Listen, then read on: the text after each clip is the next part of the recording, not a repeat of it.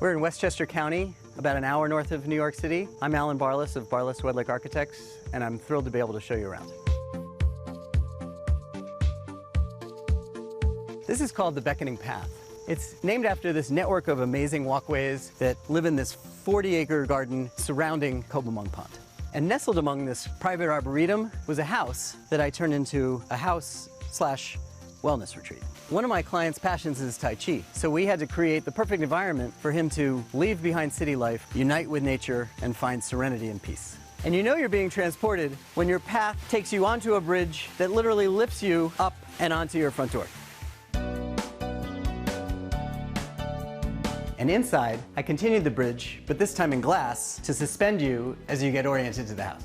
Look at these timbers. You can't find anything like this today. These were originally cut, sawn, and assembled by boat builders in Denmark, shipped to the site, and reassembled here in the early 60s. Remember when I said this used to be a house? Well, this was the living room. Today, it can be a living room. Flexibility was one of our major goals. And it can also be a yoga studio, a film production facility, or a performance hall.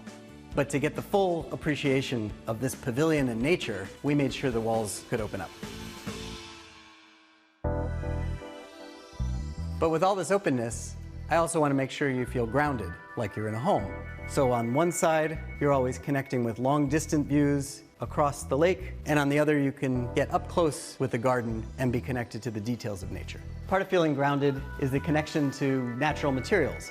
In each of the rooms, we have all of the 5 elements according to Eastern philosophy: air, earth, fire, water, and for metal, patinated copper.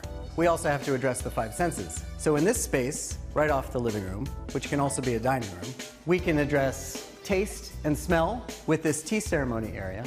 And for sound, we've turned the entire structure into an instrument with these gongs forged in Indonesia. And when it's not a studio, for dining, we've tucked away seating for 30.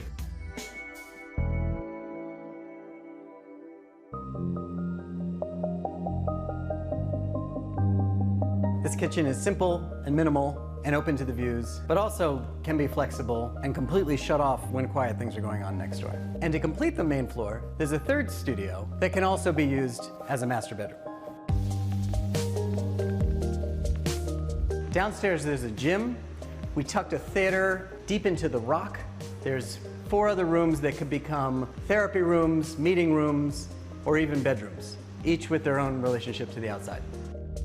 And from here, I can continue my journey along the beckoning paths. Thanks for stopping by. I hope you enjoyed it.